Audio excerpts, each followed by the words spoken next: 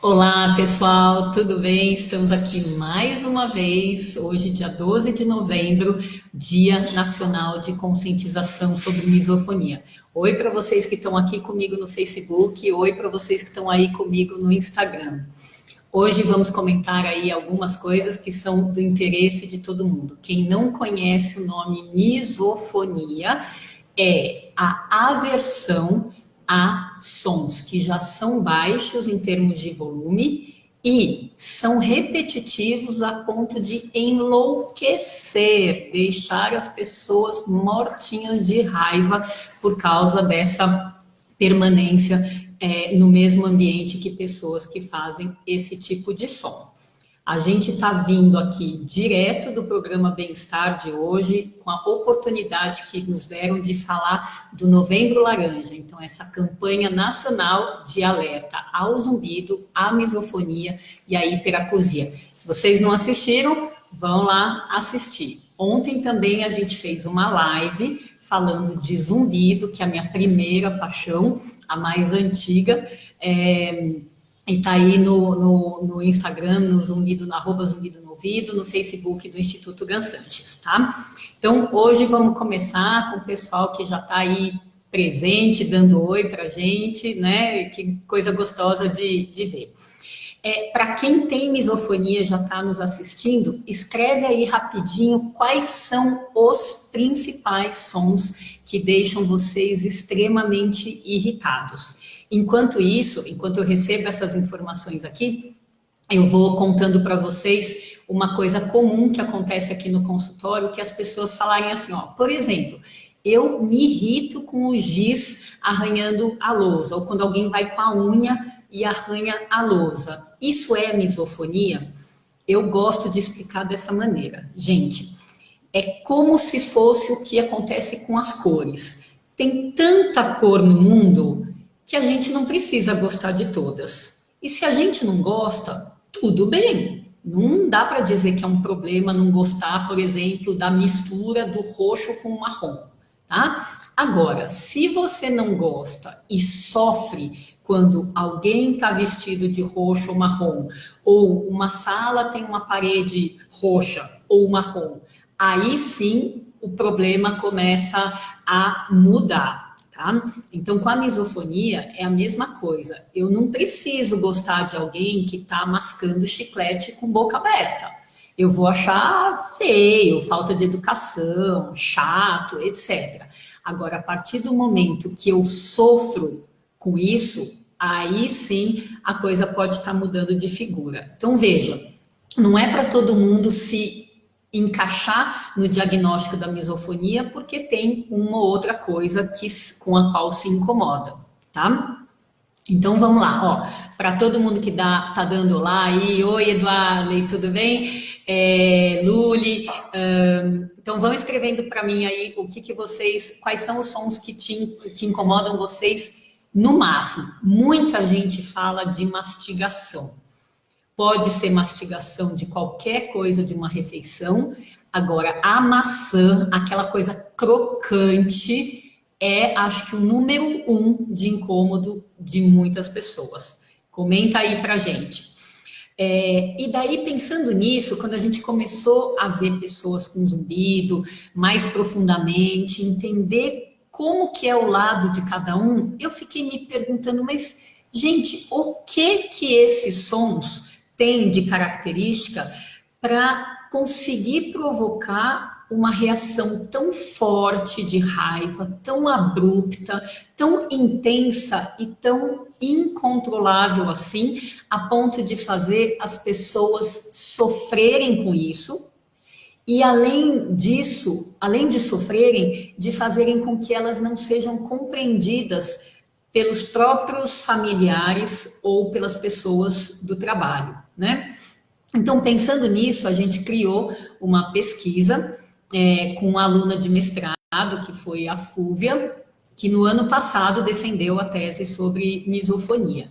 E a gente foi perguntando para todo mundo, por que você se incomoda com o som da mastigação de uma maçã, ou de salgadinho, ou, por exemplo, de pipoca, e você não se incomoda com o som alto de uma balada, por exemplo, né? Então, qual será esse mecanismo auditivo ou cerebral tão seletivo assim?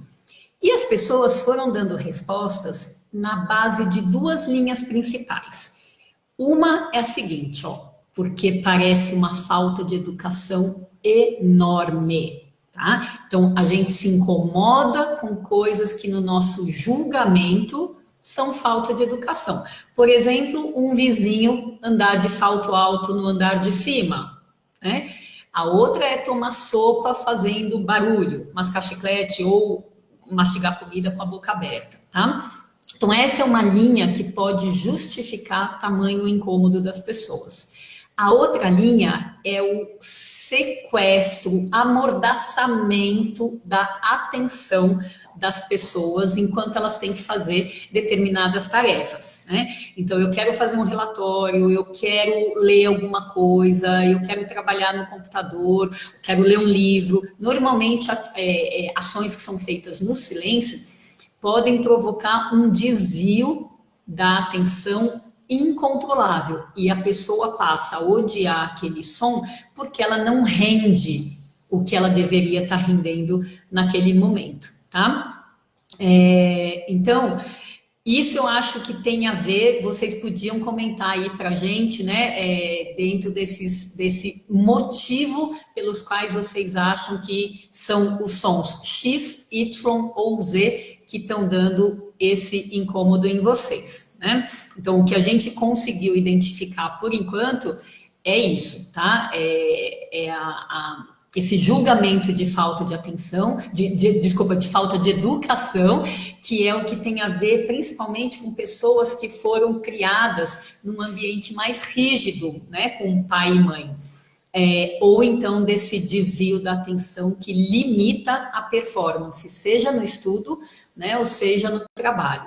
E por falar em estudo, a gente tem que chamar a atenção aqui que a misofonia normalmente começa na infância ou na adolescência para a enorme maioria dos pacientes. E justamente por causa disso, e por causa também do desconhecimento que pais e professores têm a respeito de misofonia, fica uma coisa que passa batido de muita gente. Passa batido e, além disso, as crianças ou adolescentes, já nessa idade jovem, começam a ser taxados de antissociais, de chatos, de ranzinzas, né? Então, e acabam sendo excluídos de atividades sociais ou eles mesmos se excluindo. E uma atividade social que é super legal, já começa na família, é a refeição, né? Então, não poder comer junto com a sua família ou junto com seus amigos, porque alguém mastiga assim o assado, já é, acho que, castigo suficiente, no meu ponto de vista, que faz com que as pessoas tenham que se isolar para uma coisa que deveria ser agradável, né, de fazer em conjunto. Bom, o que a gente tem visto aí no sentido de como é o cérebro de pessoas com misofonia? Então, para a gente entender isso, primeiro eu vou explicar o que é o convencional, tá? Para todo mundo, os sons que entram de fora para dentro dos nossos ouvidos precisam chegar ao cérebro para serem bem entendidos. Então, é como se fosse um caminho com começo, meio e fim. Começa na orelha, tem várias partes no meio e termina no cérebro. Bom, nesse caminho, os sons acabam passando por duas áreas importantes. Uma é o sistema límbico. Então, muita gente já sabe que todos os sons provocam alguma emoção. Se você voltar lá para o seu passado e falar assim, nossa, a minha música preferida, a música do meu primeiro beijo, alguma coisa assim, isso vai provavelmente te trazer uma recordação gostosa, assim a gente espera, né? E por outro lado, você pode lembrar de uma música que foi desagradável para você, seja por causa de coisas que aconteceram lá ao mesmo tempo, desagradáveis, ou porque você não gosta da combinação dos acordes, se eles são muito agudos, etc. Tá? Mas dificilmente os sons são neutros, quer dizer, não provocam absolutamente nada em nenhuma pessoa. Tá? Então, sabendo que os sons têm uma capacidade enorme de ativar o nosso sistema límbico, já guarda essa informação aí com vocês. E a outra região do cérebro que acaba passando a ter um papel importante na nossa percepção dos sons é uma área já aqui que fica perto da testa, tá? O córtex pré-frontal, para quem gosta de nome, e que agrega a atenção que a gente dá às coisas, mas nesse caso aos sons, tá? Então veja, se nesse caminho entre a orelha e o cérebro, onde o som vai ser interpretado, ele passa pelo centro das emoções e ele passa pelo centro da atenção, o que acontece nas pessoas com misofonia? Essas duas áreas estão muito mais ativadas do que em pessoas sem misofonia. Ou seja, a comunicação entre os neurônios dessa via são muito mais rápidas, eficientes, são disparadas com uma potência muito maior do que em pessoas sem misofonia. Por isso, a emoção, no caso negativa, é rapidinha para aparecer e por isso que a atenção a esses sons acaba sendo tamanha que a pessoa não consegue fazer outras coisas que ela gostaria de fazer enquanto aquele som estiver presente, tá? Então, são duas áreas cerebrais que são ativadas de uma maneira mais intensa, importante em pessoas com misofonia comparadas com pessoas sem misofonia. E por que a gente agregou misofonia no Novembro Laranja, a partir de 2017, que já era a campanha que desde 2006 falava de zumbido? Porque essas áreas da emoção e da atenção também são super mais ativadas nos pacientes com zumbido, mesmo que eles não tenham misofonia. Mas o fato dessa base poder ser comum aos dois sintomas fez com que a gente entendesse que tanto zumbido quanto misofonia fazem parte da quadrilha do ouvido, que é o nome que a gente tem lançado mais recentemente para aumentar a compreensão das pessoas a respeito desse vínculo. É possível ter zumbido puro? Claro que é. É possível ter misofonia pura? Claro que é. Porém, é comum também que as pessoas tenham os dois sintomas juntos. E por isso, essa estratégia de fazer o reconhecimento, fazer o diagnóstico de cada um dos problemas da quadrilha do ouvido, faz total diferença em como a gente vai abordar essas pessoas para o tratamento, tá bom? Bom, então, uma vez que a gente já entendeu essas relações entre ouvido e cérebro, vamos pensar um pouquinho em como a gente faz diagnóstico de misofonia, tá? Existe algum exame, algum teste para fazer, para descobrir se eu tenho misofonia? Não. Agora, isso tem que ser conversado com o profissional da saúde. Então, o que é importante para a gente entender que a pessoa tem misofonia e poder fazer esse diagnóstico de uma maneira um pouco mais precisa, né? Então, primeiro é importante ter incômodo com sons. Se é um som, se são 2, se são 10, isso é menos importante. Se são 10 sons, lógico que isso vai dar um impacto na qualidade de vida muito maior do que quem tem incômodo com um só som. Por quê? Ter incômodo com 10 vai fazer com que a pessoa se altere muito mais frequentemente num dia a dia do que quem tem incômodo com um só, tá?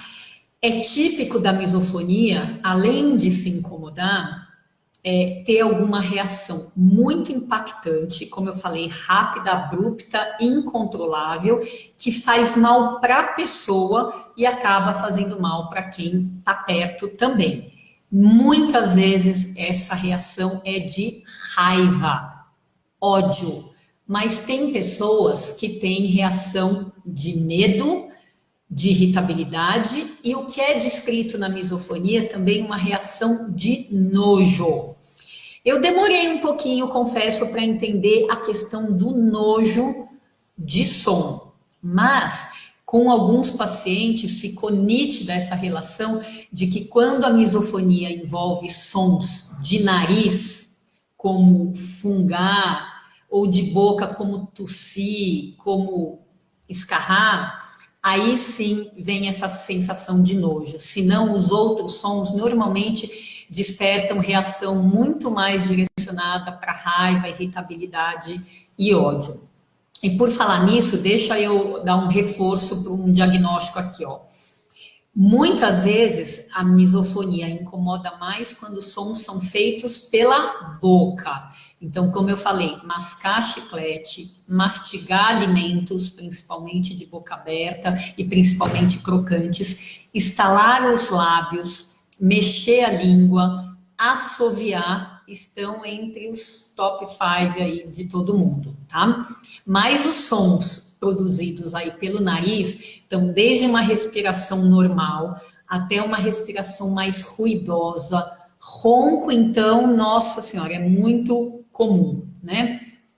E sons feitos pelas pontas dos dedos, como apertar a caneta, o clique de caneta, tamborilar na mesa, digitar o teclado, estalar os dedos e etc. Tá?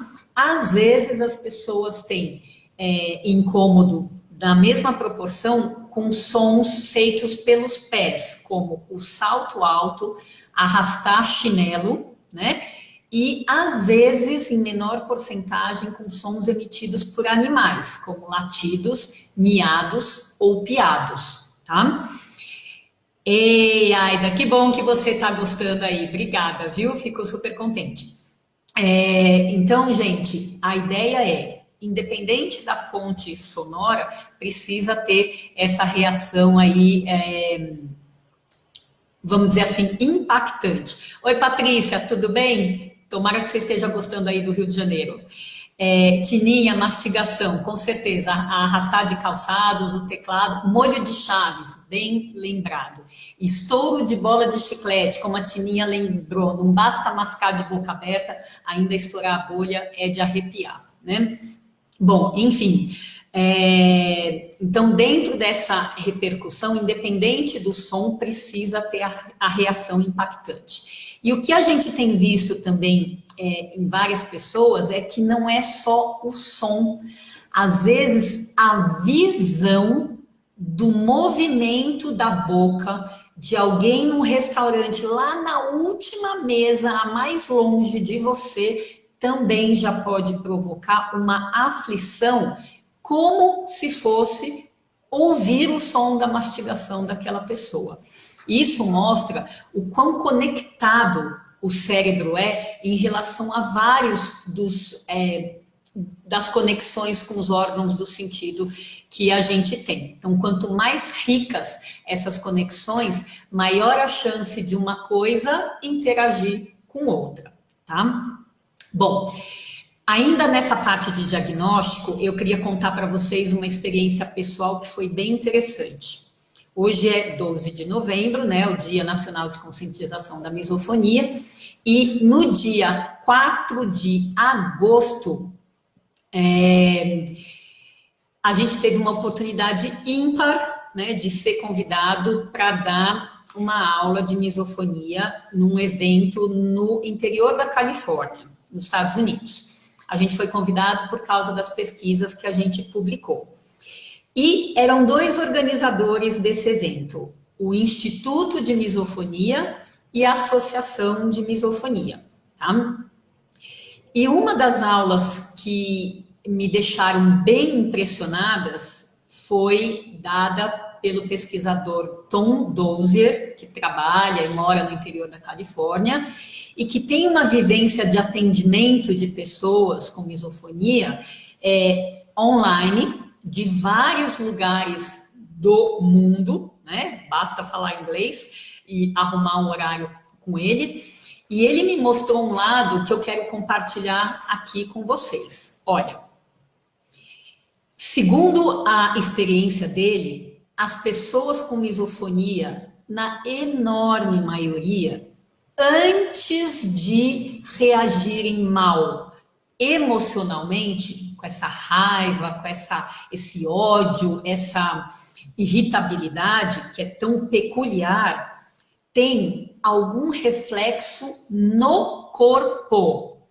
Que isso a gente está tentando identificar nos nossos pacientes, desde que eu voltei dessa aula na Califórnia, e eu vejo que nem todo paciente presta atenção nisso. Então, já vai aí para vocês e vai para os profissionais que estão atendendo pacientes com misofonia também. Então, olha, segundo ele, a sequência é: o som desagradável entra pelos nossos ouvidos, existe primeiro uma reação corporal reflexa, para depois vir a reação emocional reflexa também. Então, vamos especificar melhor.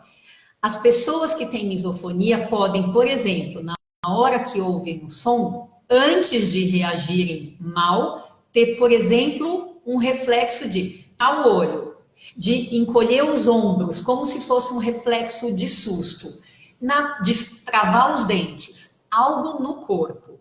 E geralmente, pela proximidade com o ouvido, esse algo de fato acontece aqui, ó, nessa região aqui da cintura escapular até a cabeça. Só que ele mostrou um vídeo que foi o que realmente me deixou impactada, de uma moça adolescente sentada num banquinho, então, com as pernas dobradas e sem encostar o pé no chão. Então, o estímulo de misofonia que deixava ela doidinha era fungar o nariz. Então, para gravar o vídeo, o que ele fez? Chegava perto dela, fungava o nariz bem abruptamente.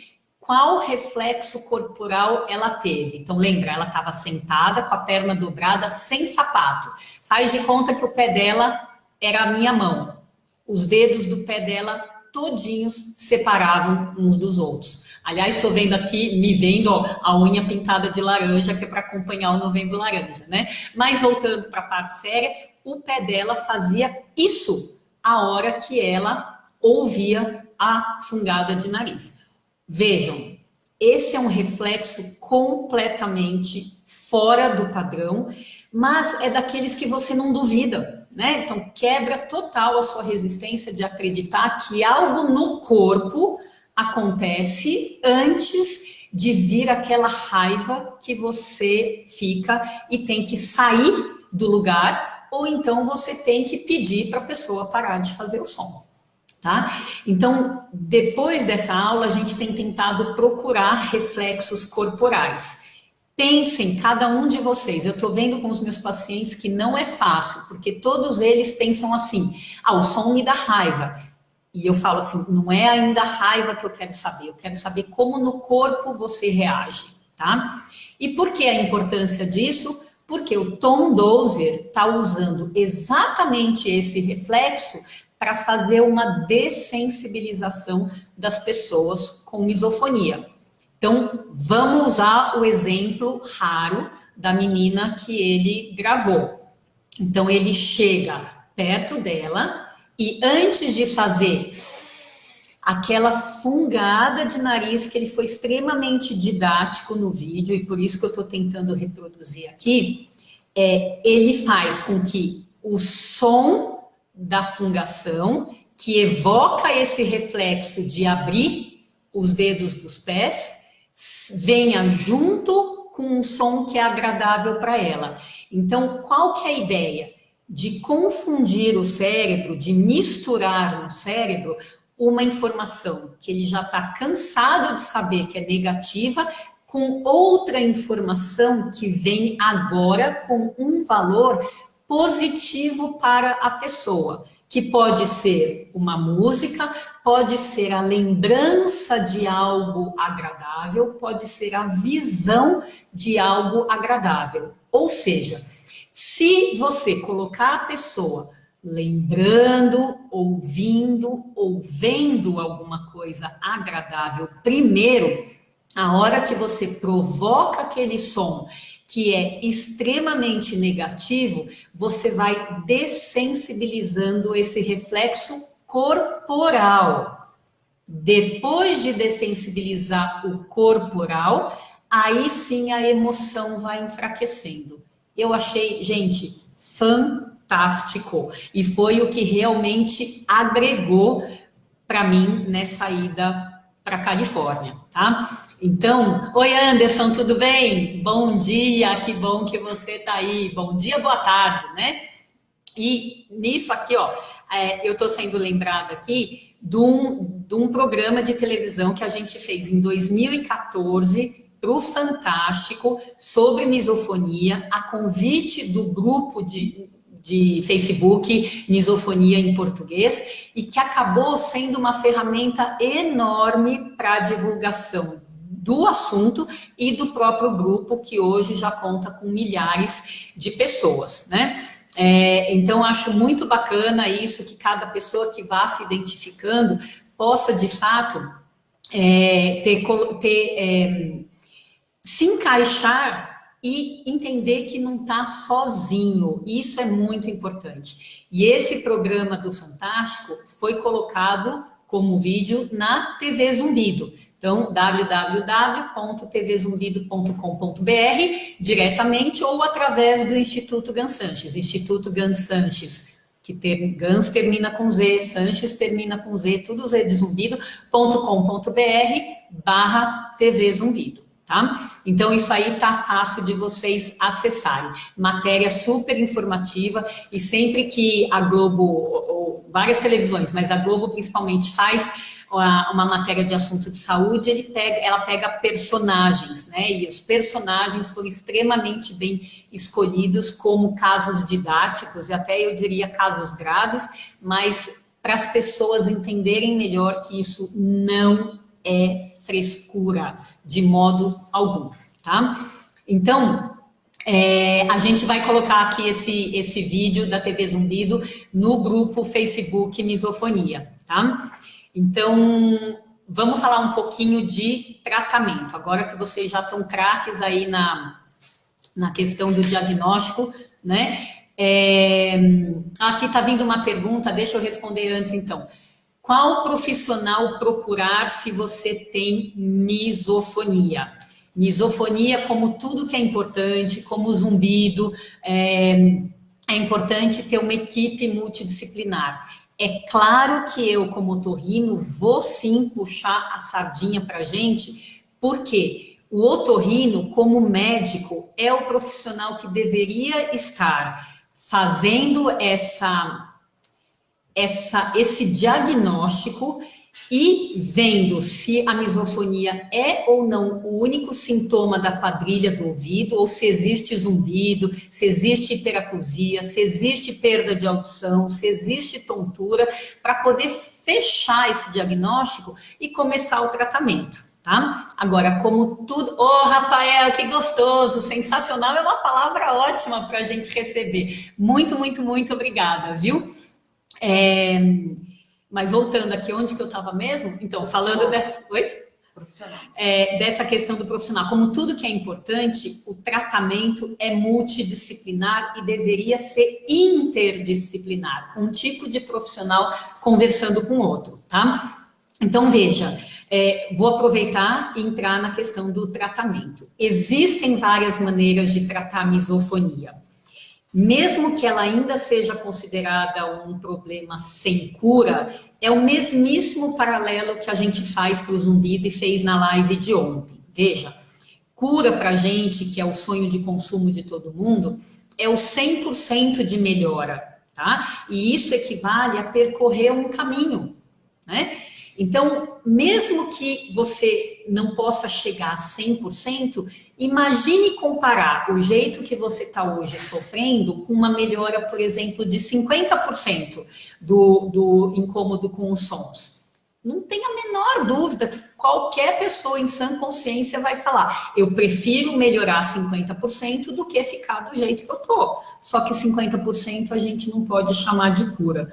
Então, só para as pessoas que acham que não ter cura é igual a não ter nada para fazer ou não poder melhorar, são coisas completamente diferentes. Então, vamos atrás do tratamento ou dos tratamentos que podem propiciar melhora para cada uma das pessoas. E tudo dentro do que o tipo de profissional pode fazer. Então, começando pela medicina, existem alguns medicamentos que podem ser dados a pessoas com misofonia. E, de novo, comparando com zumbido, porque as coisas, de fato, são assim em termos de filosofia de pensamento, nenhum remédio foi desenvolvido por causa de zumbido. Nenhum foi desenvolvido por causa de misofonia, tá? Entretanto, na prática, existem vários medicamentos que podem ajudar as pessoas com zumbido. Sejam eles criados para ansiedade, para depressão, para dor, até para convulsão, né? Então, com a misofonia, é a mesma coisa. E é papel do médico poder colocar isso para cada paciente. E para quem já está perguntando aí quais são esses medicamentos, né? Você não vai entregar o jogo, não faz essa sabotagem com a gente.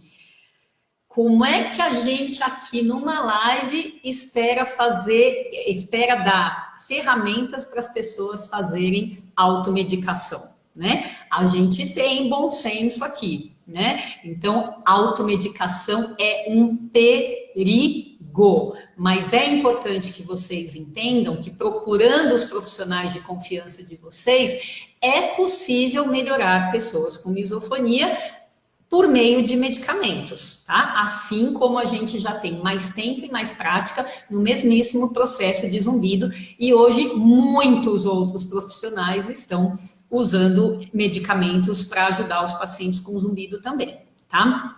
E veja, eu já vou antecipar uma coisa. Na nossa experiência, as pessoas que têm a misofonia junto com outros sintomas do ouvido, seja o zumbido, seja a hiperacusia, que vai merecer uma live todinha dela amanhã às 13 horas. Então, quanto mais sintomas a pessoa tem, a sensação que eu tenho, não é pesquisa, é impressão pessoal, é que aumenta a chance da pessoa melhorar os sintomas. Ou seja, tratar a quadrilha do ouvido com uma ferramenta só, às vezes é mais produtivo do que tratar um único membro dessa família, tá? Bom, existe a terapia sonora, né? Que é um tipo de tratamento inócuo, vamos dizer, não tem efeito colateral nenhum, né, em comparação com os medicamentos. Muitas vezes quem faz é o otorrino que é treinado nisso ou o fonoaudiólogo treinado nisso, tá? E por mais que não tenha efeito colateral, infelizmente muitos pacientes não gostam de colocar som como terapia sonora, porque na cabeça deles, se eles de som, como que eles vão usar um som como forma de tratamento, tá? Então, essa é uma justificativa lógica, mas que a gente tem que quebrar. Por quê? Os sons da misofonia são aqueles que despertam emoção negativa, lembra? E o som da terapia sonora, necessariamente, precisa ser algo que não desperte a atenção das pessoas. Ou seja, a coisa mais neutra que você puder. Além do mais, tem que ser um som baixo, tá? Para não incomodar, para não roubar a atenção. Tem que ser alguma coisa que você, né, o seu cérebro consiga deixar de lado, deixar de escanteio. Como se fosse um som de sala de espera ou uma coisa de relaxamento, que o cérebro é treinado para ignorar essa informação. Então, passivamente acaba entrando esse outro som da terapia sonora, escolhido, né, a dedo, e fazendo um efeito cerebral de dessensibilização, desativação daquelas áreas do sistema límbico e do córtex pré-frontal que a gente explicou no comecinho, tá? Então, é um tratamento que demora mais. Por outro lado, ele também pode abraçar a quadrilha do ouvido, misofonia, zumbido e ou hiperacusia, tá? Existem as estratégias de melhora comportamental. E para falar a verdade, gente, eu sou fã de terapia, fui uma paciente de terapia quando eu precisei, por outros motivos não relacionados ao ouvido, e virei fã de carteirinha. Então, a gente aprender também a dominar os nossos pensamentos negativos faz bem para qualquer pessoa na face da Terra, independente de qual problema de saúde ela tenha. E é claro que pode ajudar pessoas com misofonia, ou zumbido, ou hiperacusia, ou o conjunto delas, tá? Eu adoro meditação.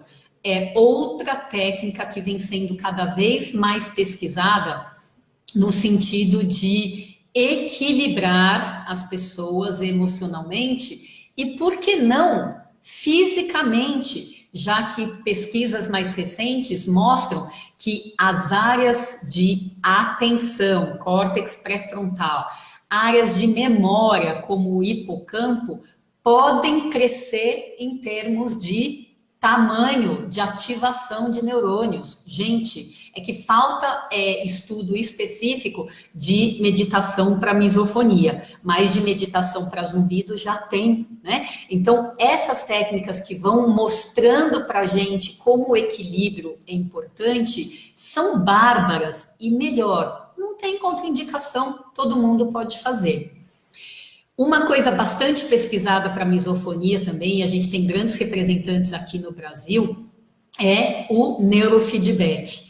É uma técnica que ensina você a manter o seu foco, a sua atenção em determinadas tarefas, mesmo quando seus ouvidos e seu cérebro estão sendo inundados com sons que você não gosta. Tá?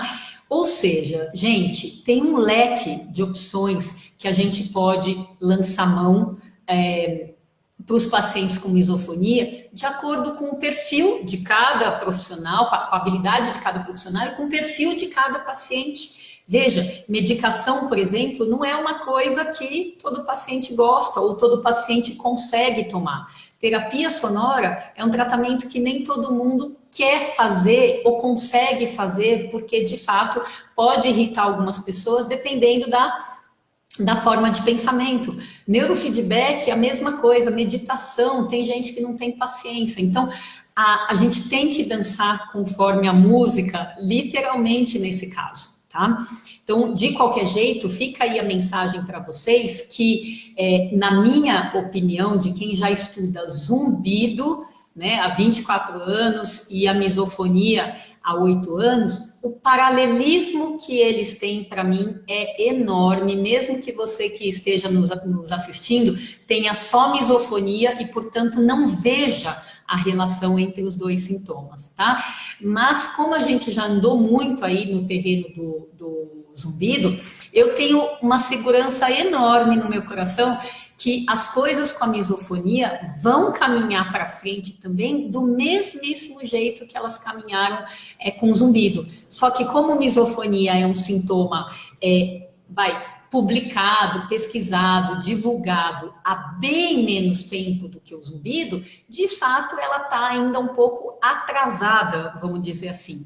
Mas a linha de chegada é a mesma, gente, é conseguir divulgar isso, conscientizar as pessoas, sejam as que sofrem, como os profissionais que podem ajudar as pessoas que sofrem, e ter essa paciência, né, e esse, acho que, otimismo em relação ao futuro, de que muita coisa vem vindo aí, quanto mais a gente conscientiza as pessoas, com as lives como essas, com as entrevistas em rádio, jornal, televisão, etc., mais gente vai se motivando. E esse movimento não é só aqui no Brasil, lógico, né? Esse movimento muitas vezes vem de fora para dentro. Então, em eventos de misofonia, como teve esse em agosto que eu citei na Califórnia, puxa vida, é muito bacana a gente ver que tem essa onda de propagação e mais bacana ainda a gente poder fazer parte, né? Isso dá uma sensação de missão cumprida que não tem dinheiro no mundo que pague, né? Então, a gente vai terminando por aqui, agradecendo muito a todos vocês que participaram aí, pedindo para vocês divulgarem, pedindo para vocês entrarem, né, na TV Zumbido, no grupo do Facebook da Misofonia, o nosso, a Misofonia em português. Então, Facebook, YouTube, tem um monte de informação. Então, nós estamos no Novembro Laranja, que está agregando a campanha nacional de alerta ao zumbido, desde 2006, de misofonia, desde 2017, e agora, 2018, de hiperacusia também. Então, amanhã, nós estaremos de novo aqui com vocês, às 13 horas, então, dia 13, às 13 horas, na live de hiperacusia. E a gente pode, sem dúvida, no interesse de vocês, dar uma retomadinha também na quadrilha do ouvido, falando um pouco do zumbido e da misofonia, tá bom? Então, espero vocês amanhã e super obrigada, tá bom? Até mais, tudo de bom para vocês.